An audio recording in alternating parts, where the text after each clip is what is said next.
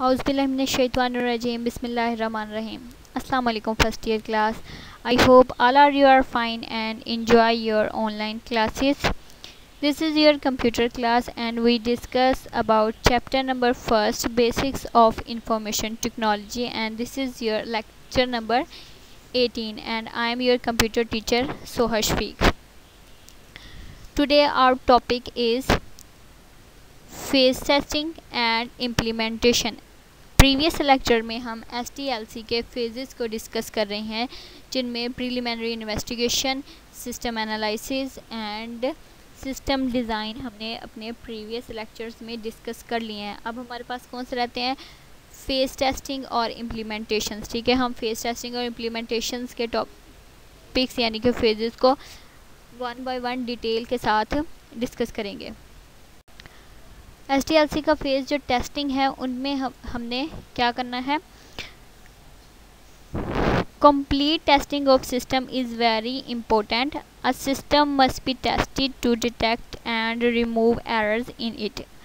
ठीक है, the system is test by giving sample data. हमने STLC के पीछे डिस्कस किए हैं फेजेस, और इन फेजेस में टेस्टिंग जो है बहुत ही इम्पोर्टेंट फेज़ है। इम्पोर्टेंट फेज़ क्यों है? ताकि हम इसमें मौजूद सिस्टम में मौजूद एरर्स को डिटेक्ट कर सकें और फिर इन एरर्स को रिमूव कर सकें। ये इसलिए ज़्यादा इम्पोर्टेंट है। कोई भी सिस्टम बनाया है उसमें हो सकता है एरर्स हों और कुछ में ज़्यादा हो सकती हैं, तो इसलिए ज़रूरी है कि इसको टेस्ट कर लिया जाए ताकि एरर्स जो हों वो रिमूव कर सकें हम डिटेक्ट करने के बाद। जो है ये जो डाटा है सिंपल डाटा में इसको टेस्ट करने के लिए एक सिंपल प्रोसेस यूज़ होगा, जो कि हम इस पे अप्लाई करेंगे टेस्टिंग के दौरान। तो स्टूडेंट, सिस्टम टेस्टिंग में हमारे पास दो वेज होंगे। System can be tested in 2 stages. ठीक है, सिस्टम जो है टेस्ट करने के लिए 2 स्टेजेस हैं हमारे पास। First one is unit testing.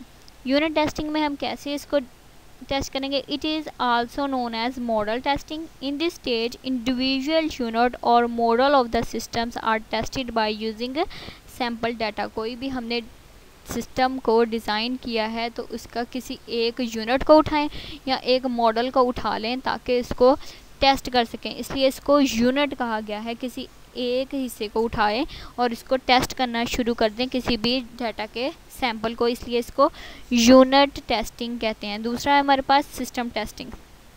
In this stage all models और units are combined to make a complete system. ठीक है, अब सिस्टम टेस्टिंग में हम क्या करेंगे?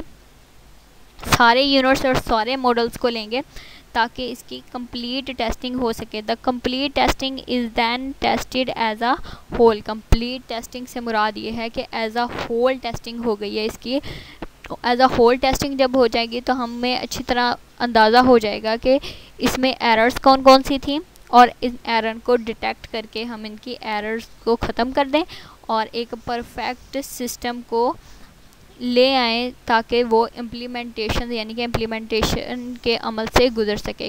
क्योंकि पिछले हमने पहले इन्वेस्टिगेशन की, फिर इनको सिस्टम को एनालाइज़ किया, फिर सिस्टम को डिज़ाइन किया, फिर सिस्टम को डिज़ाइन करने के बाद टेस्टिंग हुई है ताकि अगर कोई पिछले फेजेस में कोई मसला मसाइल रह गया हो, कोई प्रॉब्लम रह गई हो या एरर्स हैं, तो इनको इन 2 तरीक़ों से टेस्ट कर लें। पहले इंडिविजुअली, फिर इस सिस्टम को एज अ होल टेस्ट करें ताकि एरर्स जो हैं वो दूर हो सकें और इनकी इम्प्लीमेंटेशंस में मदद हो सके। ठीक है, तो सिस्टम टेस्टिंग के बाद हमारे पास जो STLC का फेज़ आता है वो है इम्प्लीमेंटेशन।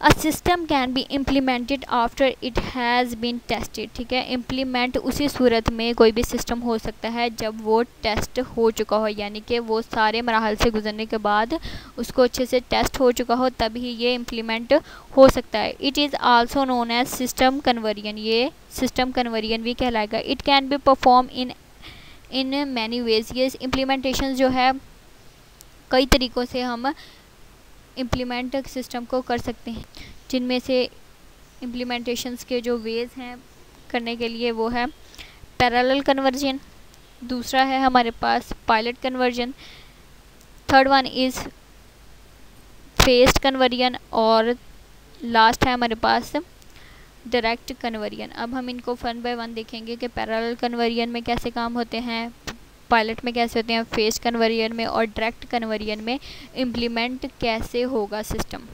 तो सिस्टम को इम्प्लीमेंटेशन करने के लिए सबसे पहले हमारे पास है parallel conversion. Parallel conversion is a type of conversion in which both new and old system operate together for a period of time.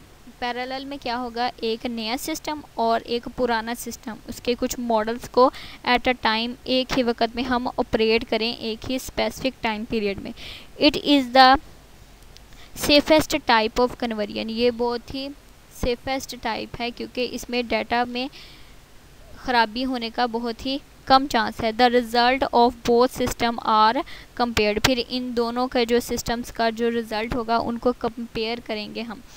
The old system can be use until all problems in the new systems are remove. ठीक है, फिर हम देखेंगे कि जो पुराने system में problems थी उसको हम नए सिस्टम में ला के उन प्रॉब्लम्स को दूर करके उसको रन आउट कर सकें। ये पैरेलल कन्वर्जन का बेसिकली रूल है। ठीक है, इसीलिए हम नए और पुराने को इकट्ठे कन्वर्ट करते हैं, इकट्ठे इनको समझते हैं ताकि जो पहले वाले में प्रॉब्लम्स हैं यानी कि ओल्ड सिस्टम में जो प्रॉब्लम है वो न्यू में दूर की जा सके और उसको इम्प्लीमेंट किया जा सके। दूसरा हमारे पास है पायलट कन्वर्जन। इसमें क्या होता है, pilot conversion is a type of conversion in which one part of the organization use the new system and the rest of the organization use the old system। ठीक है, इसमें क्या होता है कि सिस्टम वही चल रहा है लेकिन उसका कुछ हिस्सा यानी कि जो एक पार्ट है ओल्ड का इसको हटा देते हैं और नए सिस्टम का वो वाला हिस्सा उसमें लगा देते हैं ताकि नया सिस्टम पुराने वाले से एडजस्ट हो सके। One part of the organization is satisfied when new system the rest of organized can be started using it. ठीक है, नए सिस्टम का एक हिस्सा चलाने से मकसद ये है कि किसी किस्म के अगर नए में प्रॉब्लम्स हैं तो वो बाकी पुराने के साथ चल ले ताकि ऑर्गेनाइजेशन उसके साथ सेटअप कर ले और अगर उसमें कोई प्रॉब्लम्स है तो उसकी डिटेक्शन हो करने के बाद उसकी प्रॉब्लम्स को सॉल्व कर सके। तो इसमें ओल्ड सिस्टम के एक पार्ट को रेस्ट पे रख के न्यू सिस्टम के एक पार्ट को रन किया जाएगा। तो इम्प्लीमेंटेशन में जो थर्ड पार्ट आएगा वो हमारे पास है phase conversion. Phase conversion is a type of conversion in which individual components of new system are implemented one by one. ठीक है, फेज कन्वर्जन में हम किसी ओल्ड सिस्टम का नहीं लेंगे, सिर्फ जो न्यू सिस्टम होगा उसको वन बाय वन उसके कंपोनेंट्स को उसके मॉडल्स को उठाते जाएंगे और इम्प्लीमेंट करते जाएंगे। इसमें किसी किस्म का पुराना सिस्टम इस्तेमाल नहीं होगा। और लास्ट वन जो हमारे पास था वो था डायरेक्ट कन्वर्जन। डायरेक्ट कन्वर्जन कैसे यूज़ होगा, direct conversion is a type of conversion in which old system is directly replaced by new system. इसमें हम डायरेक्ट यानी कि एक साथ न्यू ओल्ड सिस्टम को हटा के नया सिस्टम ले आएंगे इम्प्लीमेंट के लिए। It is the most risky conversion. ये जो है सबसे ज़्यादा रिस्की कन्वर्जन है क्योंकि हो सकता है हमारा जो न्यू सिस्टम है वो उस तरह फुलफ़िल ना हो, उस तरह काम ना करे जैसा कि पुराना चल रहा हो, तो इसलिए ये रिस्की ज़्यादा है या इसमें कुछ ऐसी एरर्स हों जो इन्वायरमेंट में फ़िट ना आए या इसकी को अच्छे तरह से वर्कआउट ना कर सके, इसलिए इसको कंप्लीट को ओल्ड को हटाकर नए को ले आना एक रिस्की काम है।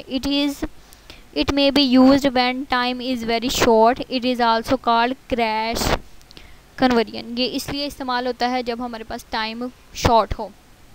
टाइम शॉर्ट है, हम चाहते हैं कि फौरी तौर पे एक नया सिस्टम हम डेवलप कर दें, इसको इम्प्लीमेंट कर दें, इसलिए ये इस्तेमाल होता है।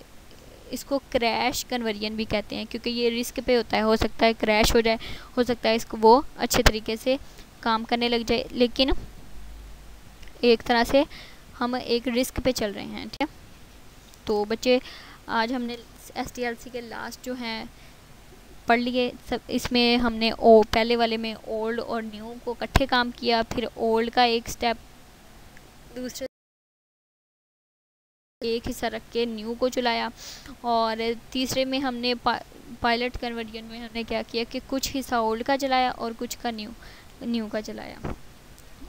और लास्ट में हमने सारा सिस्टम रिप्लेस कर दिया। आई होप कि आपको SDLC का ये लास्ट वाला फेज़ भी अच्छी तरह समझ आ गया होगा।